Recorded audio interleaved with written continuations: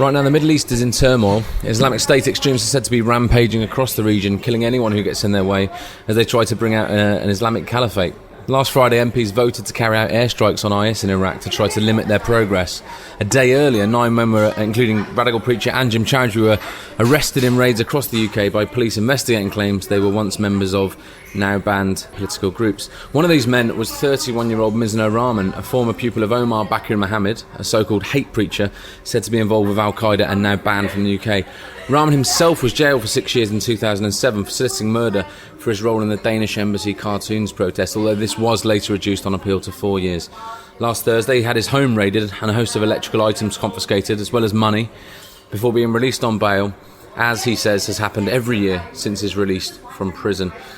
I happen to go to school with Mizna, and he joins me now in a cafe close to the East London Mosque in Whitechapel to talk about those raids, the war on terror, and the ever-changing situation in the Middle East. So, Mizna, I guess first things first, you should probably tell us a little bit about the raids and what happened. Sure. I'm obviously dawn about 6 o'clock in the morning. The police knocked on my door. As soon as they opened the door, a couple of dozen police stormed in. They handcuffed me, and they went about taking apart my home and unplugging every kind of electrical item they could find. They were snatching from my own children's hands their own Kindles and leap pads and any kind of electrical toy that they had, ripping open diaries and they took basically everything from my home, really. They left just a shell with some furniture. The police keep coming back to you over and over again. There must be a reason. So is it them or is it you? This is a good question. The fact is, they have been coming to me again and again. They never come with any new evidence or new argument or new reason for arresting me. They came 3 years ago to my house. They took my computers, my phones, everything from me. My whole life they took. They looked at it, searched it, investigated it for 3 years, and they found nothing. There were no charges. There was no trial, and they returned some of my property just a few months ago. Then they turned up on my doorstep and took it back again. So the question is it the police that are incompetent, that they can't find any evidence if I'm really that dangerous a person, or maybe I'm actually innocent? And everybody should really open their eyes and think, why is it that after arrest after arrest after arrest, there's no evidence found? It's because there is no evidence, because I haven't done anything wrong. You've got a family, obviously you have a wife and 3 children, one of whom is one. How did they deal with the raids? Obviously, my family were terrified, especially my children. My daughter kept on asking me, why they're taking all these things, why they're taking her toys, why they're taking her Kindle. She just wants to read. Asking about will she get her homework back. She's asking, what would happen to me. She was afraid that she wasn't going to see me again. Nowadays, anytime there's a knock on the door, my family becomes terrified, thinking it might be the police again. The raids, of course, as we've just heard in the intro, came the day before the vote to carry out airstrikes in Iraq. Do you feel that those arrests were timed to coincide with that vote, or certainly the day before that vote, and therefore were politically motivated? Absolutely, definitely. The warrant was signed the day before the raid, and I could tell everything was very rushed and done in quick and a hurry. In fact, a lot of even our names were misspelled. I could tell it was done all in an afternoon as quickly as possible. Plus, they are very aware that I'm very vocal about what's happening in Iraq, and exposing a lot of the lies that were used as the basis for these airstrikes are easy to expose. And they know that I and other people who were raided, like Anjem Choudhury, they speak openly, exposing these fabrications, and they don't want that kind of voice coming out. They don't want an alternative viewpoint or a dissenting voice at this crucial time, and they want to, at the end of the day, bully MPs and the public into accepting airstrikes in Iraq. But you were arrested, I understand, due to your links with Anjem Choudhury, who did first set up the now banned Islamist organisation Al-Muhajirun. Is that how you pronounce it? Al-Muhajirun. There we go. And he did so with your former mentor, Omar Bakr Mohammed. And you're very close to Choudhury. You were obviously very, very close to Omar Bakr Mohammed. Were you ever a member of this group? Well, the thing you have to understand is that it was never illegal to be a member of that group before the banning in 2010. they showed me a list of a whole host of organisation names, asking if I was a member of them, without any proof that I was a member of them. In fact, most of those on the list I'd either never heard of, or they were founded and disbanded before I even finished my prison sentence. So I mean, it's quite impossible for me to be a member of a lot of these in the first place. There was never been any suggestion that I've been a member of a prescribed organisation while it's been prescribed. Even 3 years ago, they arrested me on the same suspicion. Now, if they had found anything then, they should have charged me. And if they're going to come to me every single year with the same excuse, without any new evidence or any new reason, that is just police harassment. There will be people who, given your background and your regular vocal outbursts on the internet, and they're often repeated in newspapers and interviews that you give, where you do call for, and you have in the past, certainly during the Danish embassy protest, where you call for a new 9/11 on European soil, who won't have a great deal of sympathy with you for those raids. What do you say to those people? Are they right to not have sympathy with you? Do you understand why you keep being arrested? I think the problem is that people need to have a real debate about what's going on in this country.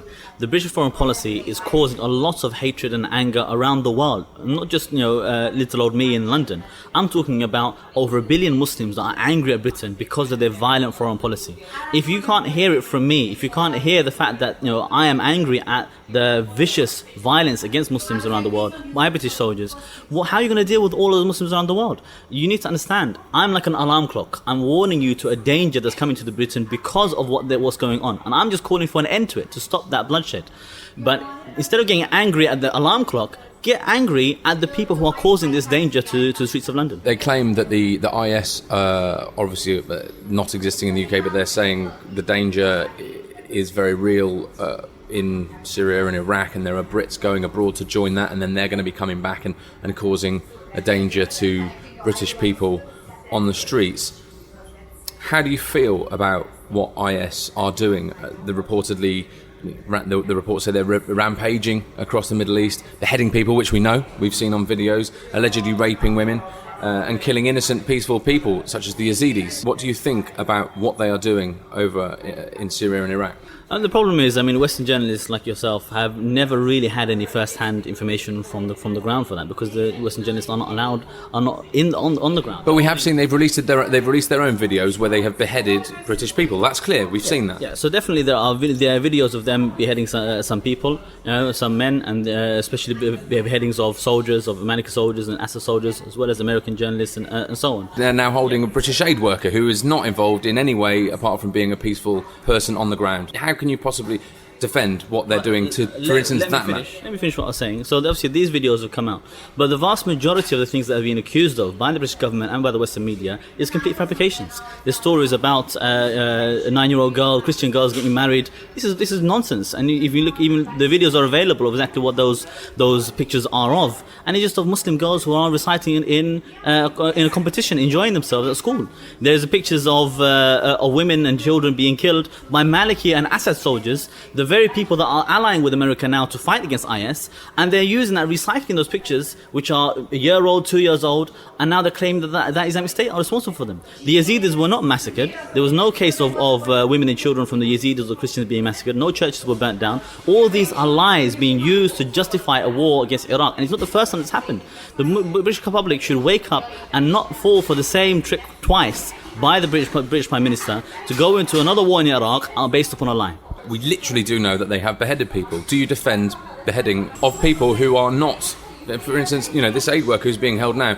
Can you possibly defend the beheading of someone, for instance, an innocent man like an aid worker?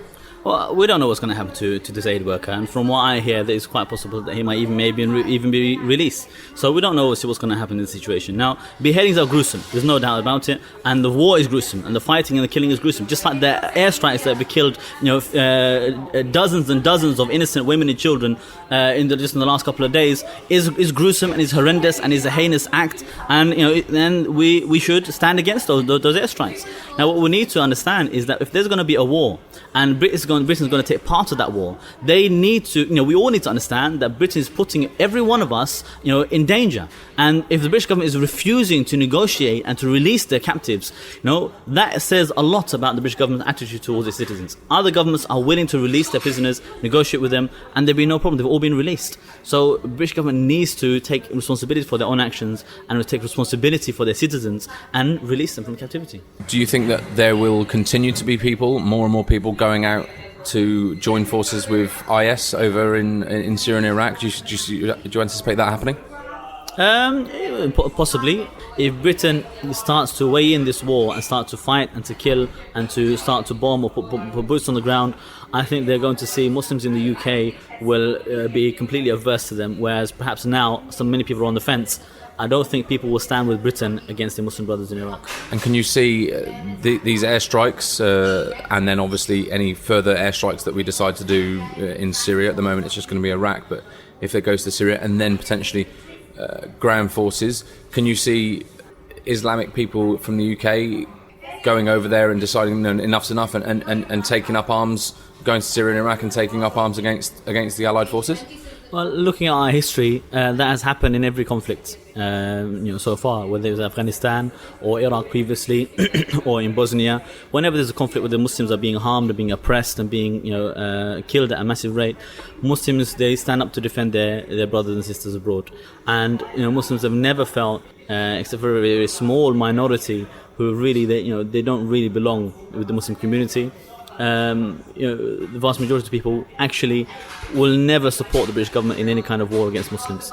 So you believe that majority of Muslims in Britain are supportive of Islamic State and Islamic Caliphate across the Middle East?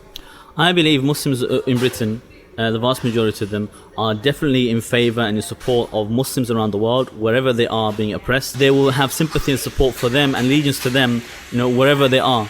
And the idea of a caliphate is a core tenet of the belief. So Muslims all around the world have been calling for the caliphate and calling for Islamic law, whether they are in favour of IS or not. The idea of a caliphate, as opposed to the current dictatorial regimes that are existing in the Muslim world, that is a widespread belief, and there's widespread support for that all around the world. Theresa May vowed at the Conservative Party conference to bring in so-called extremist disruption orders. They're known as ASBOs for hate clerics, if you believe the newspapers.